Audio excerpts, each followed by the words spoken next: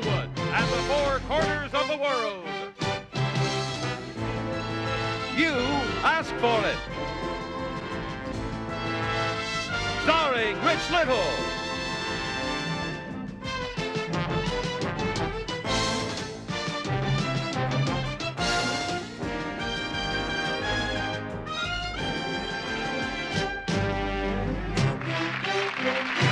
Here's the star of You Asked For It, Rich Little.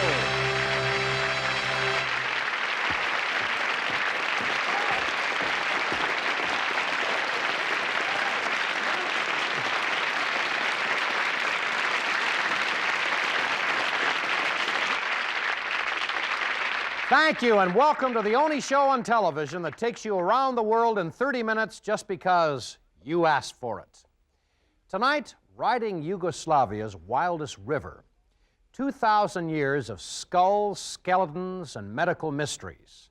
But first, you know, ordinarily it would take an hydraulic crane to lift a 440-pound rock, but in the wild, isolated Basque country of Spain, one man does it by sheer muscle alone. It's all part of Spain's macho games. You'll never see this in the Olympics or anywhere else in the world for that matter. But Jack Smith takes us there because Mary Kay Court of Gillette, Arkansas, you asked for it. Today, as a You Asked For It exclusive, the people from the Basque town of Leoa, Spain are going to demonstrate their sports for us.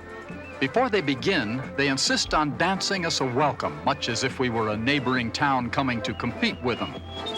Like our own Olympics, their sporting events are highly ritualized occasions, and the mayor explained that it would be unthinkable to contemplate sports before a dance was performed.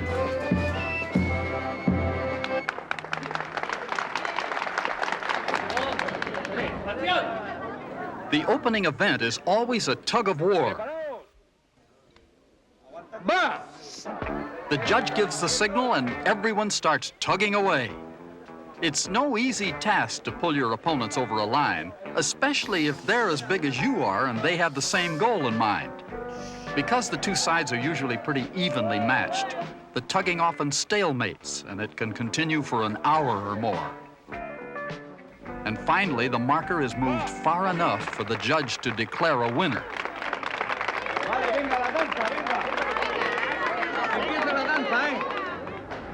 Today, Jose Martinez, the rock lifting champion of Leoa, is going to show us the form that won him the regional championships. The contest is very straightforward. Take a 440-pound rock and see how many times you can get it on your shoulder. The record is 3 lifts, and Jose will see if he can match this feat today.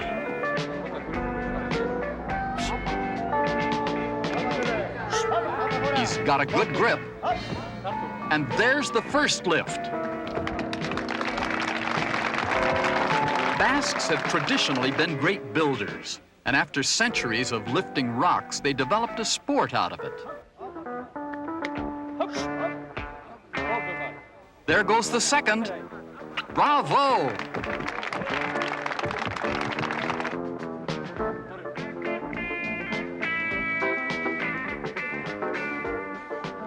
Watch the effort it takes to get this rock off the ground a 3rd time.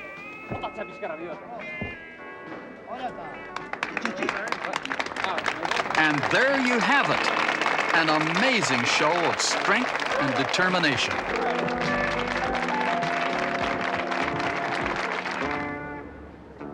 This is Miguel, and this is Roberto. They're going to show us the granddaddy of Basque sports, log cutting. The first one to get through his logs is the winner. They have to take perfect aim to get the most bite out of every swing of their razor-sharp blades, and they'll often chop for a half hour or more, barely missing their feet with each blow. This sport started out as a fertility rite of sorts. The winner could usually choose the prettiest girl in town for his bride. Woodcutters earned good money way back then, and the sport enabled the men to show the ladies who would make a good provider.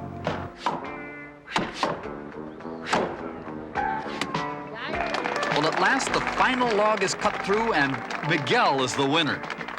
The trouble with this sport is that you're too tired to celebrate your victory. The next sport evolved from another primary Basque occupation, plowing fields. The object is to attach your strongest ox to a 3-ton rock and see how many times you can get him to drag it 50 yards in a half hour. Now, like all sports, the excitement is in the eye of the beholder. The activity may look primitive to some, but a connoisseur of rock dragging can wax poetic for hours about the skills, drama, and tension involved in getting an ox to drag a boulder. It's obviously no easy task. And if you think it's hard for an ox to drag that rock, how about doing it with just manpower? In competition, the boulder is dragged 50 yards, and each side is clocked for time.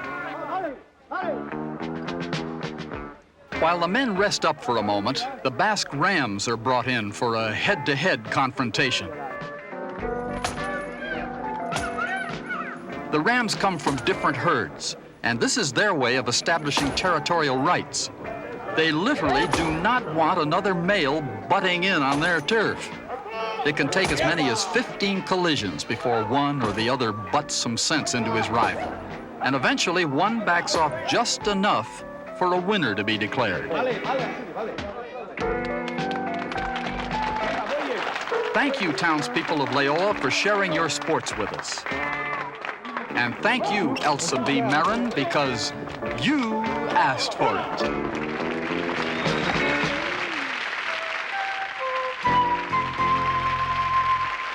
You know, one of those rams asked another ram, he said, "Hey, why do you guys hit your heads like that?" And the ram said, "Well, very simple. It feels so good when we stop."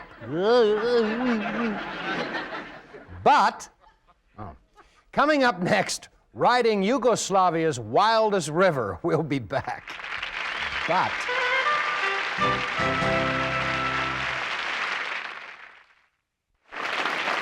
And now back to Rich Little. 10 miles of whirlpools, rocks, canyons, and rapids. That's the makeup of the river Tara in Yugoslavia. But it's only for the most adventurous whitewater rafters, because the raft is nothing more than a few logs tied together, and it's steered by an old-fashioned tiller. Our Dale Haramoto is about to take that ride on Yugoslavia's wildest river. Kathy Mazer of Freeland, Pennsylvania, you asked for it.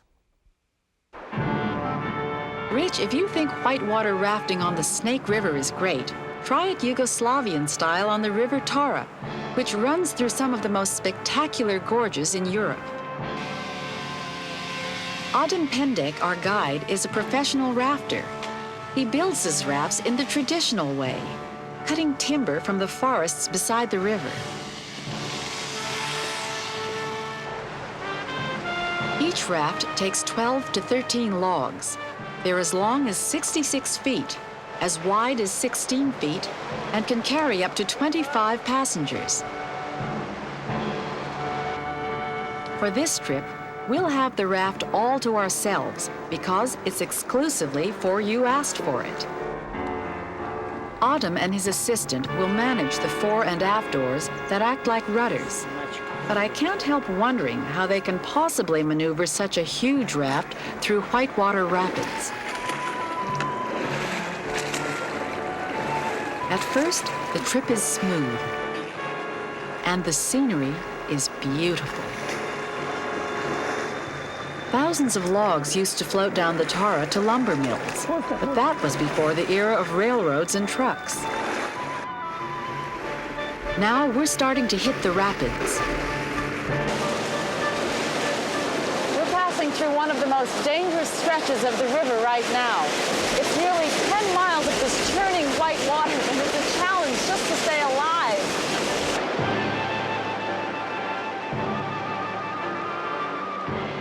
I hope this floating logjam holds together.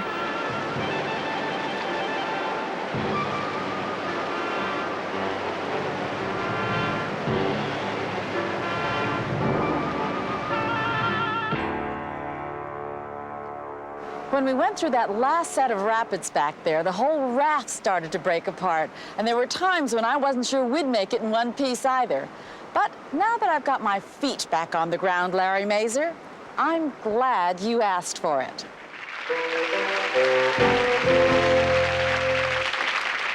Oh, this is Dean Martin. Yeah, I love to go on those river trips, yeah, because every time you hit a wave, they give you a mixed drink.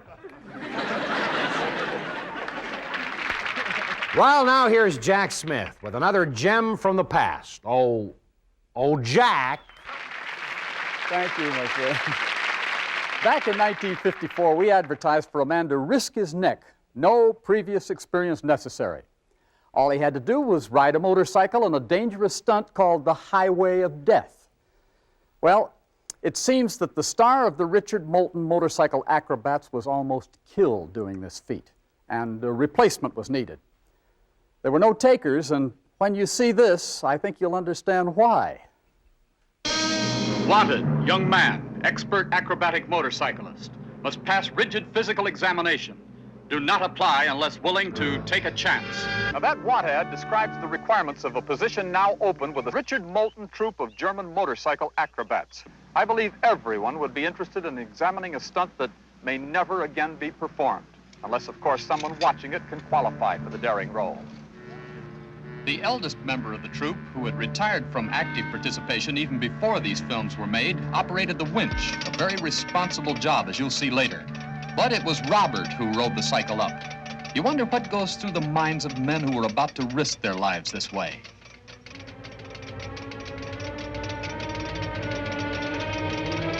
Now here's Richard. Before the near-fatal accident that forced his retirement, Richard performed all over Europe and then came to this country to appear at the Atlantic City Steel Pier and the Palisades Amusement Park in New Jersey. Now you'll see the trapdoors close. Later, when the cycle is in motion, they open again, and only centrifugal force will keep the rider from hurtling to the ground.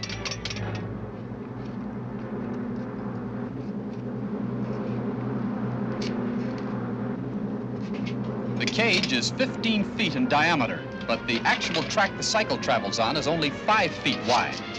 Now Richard takes over the cycle.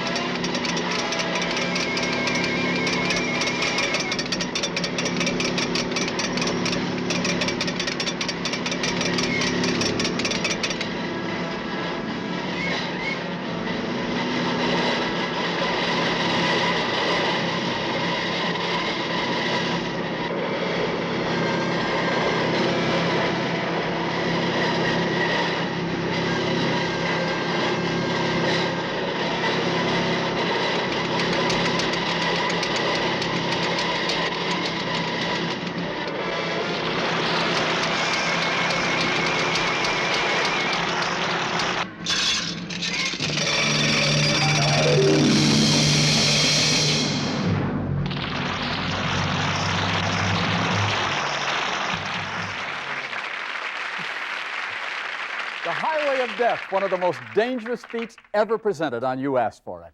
Boy, that was something else. Wasn't it, though? Tell me, did they ever find a replacement? No, I think the job's still open, Rich. Why? Are you interested? No. Heck, I get enough thrills just doing this show. Doing what? Introducing you. Well, you asked for it. Next, skeletons. I'm thinking of Red Skeleton. That's right. Skeletons, Skulls, and Bones tell a gruesome 2,000-year-old story. We'll be back.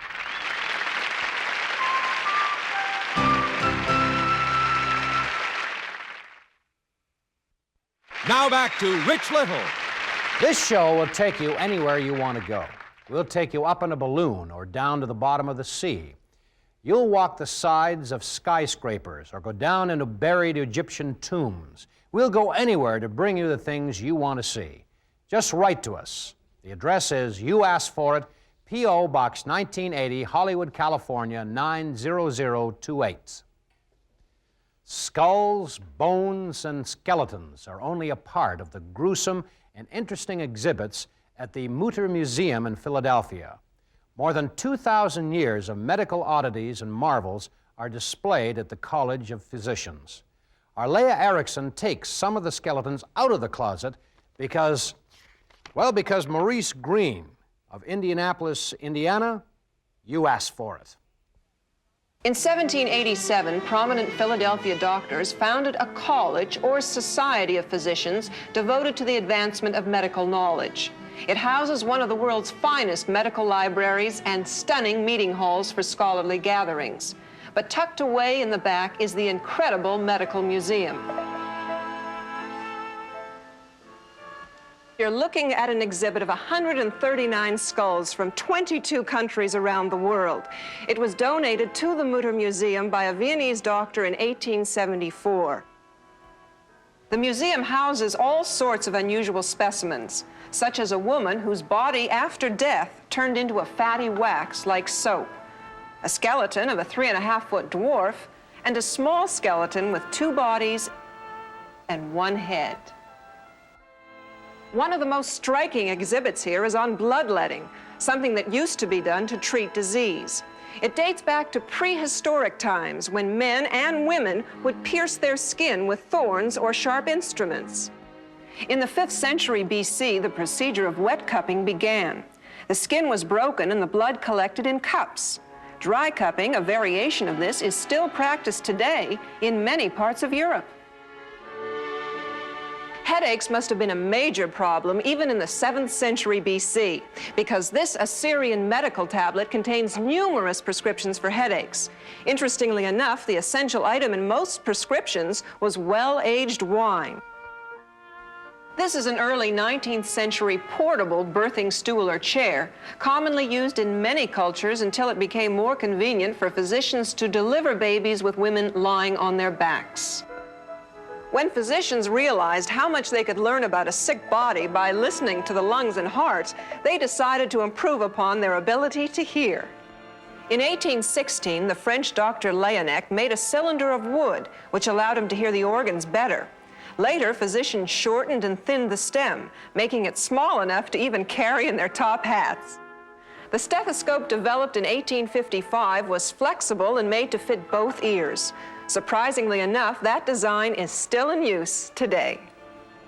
There's a medical chest from the late 18th century. Included in it are substantial amounts of whiskey and brandy.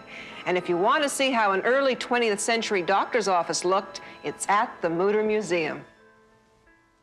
There have been many modern-day medical miracles, but prehistoric man was performing a bit of a miracle too. Thousands of years ago, he developed the first form of neurosurgery, which consisted of cutting a hole in the skull with a simple flint knife. These plaster casts of ancient Peruvian skulls show that many patients lived for years after the operation, some with holes so large that they had to be covered with silver plates. This big fellow standing beside me is 7 feet 6 inches tall, a giant among men. And you certainly have to describe experiencing this fabulous museum in much the same way. Gigantic. And all because you asked for it.